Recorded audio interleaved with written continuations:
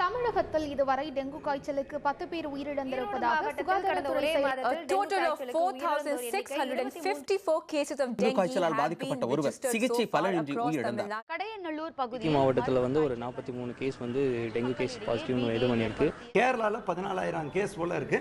தமிழ்நாட்டை பொறுத்தவரை 1,400 case register ஆயிருக்கு. கடந்த ஆண்டை விட நமக்கு 2 மடங்கு இருக்கு. சேலம், கோயம்புத்தூர், அதே மாதிரி சில பொள்ளாச்சி சில பகுதிகள், அதே மாதிரி திண்டுக்கல், பழனி, அதே மாதிரி தென் மாவட்டத்தில் கன்னியாகுமரி, குறிப்பாக 35 கிராமங்கள் நமக்கு திருவேண்டரத்தை ஒட்டியுள்ள கிராமங்கள்.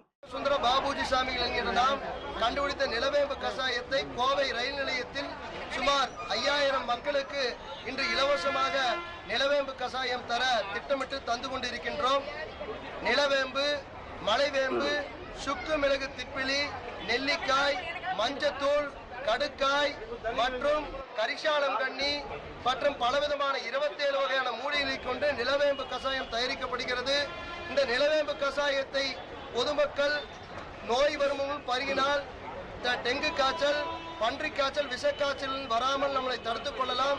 மற்றும் சுற்றுப்புறங்களில் சுகாதாரமாக வைத்துக் கொண்டு மாலை பொழுதிலே வேப்பிலை தூபம் இடுவதனால் டெங்கு காய்ச்சலை பரப்புகின்ற கொசு வரவாமலும் தடுக்கப்படும்.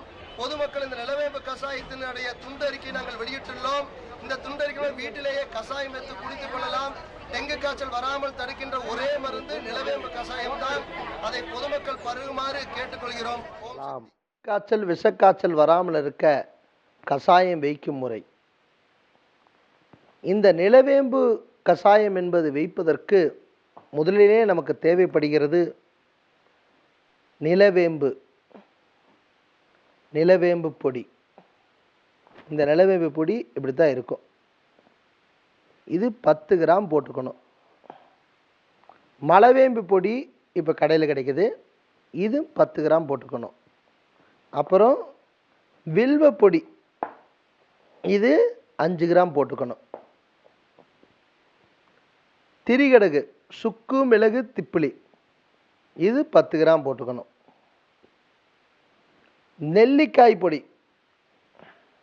இது 5 கிராம் போட்டுக்கணும். சிந்தில் கொடி, இது 5 கிராம் போட்டுக்கணும். பற்படகம், இந்த இங்கே இருக்குது, இந்த பொடியும் 5 கிராம் போட்டுக்கணும்.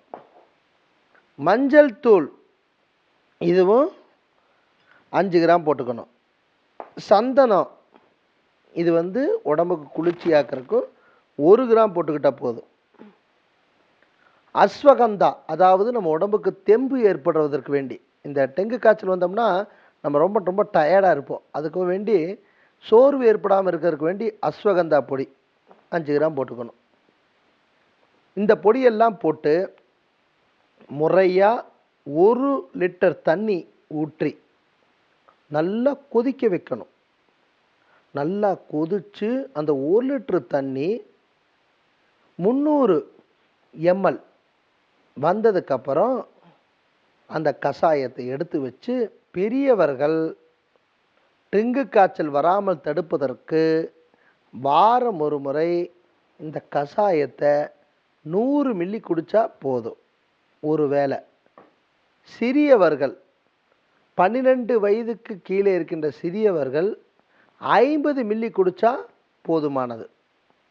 வாரத்துக்கு ஒரு முறை தொடர்ந்து நம்ம குடிச்சிட்டே இருந்தோம்னா எந்த கால சூழ்நிலையிலையும் டெங்கு காய்ச்சல், பன்றி காய்ச்சல், விஷக்காய்ச்சல், எந்த காய்ச்சலும் நம்ம உடம்பு வராது. இதுதான் காலமறிந்த சித்தரின் உண்மை.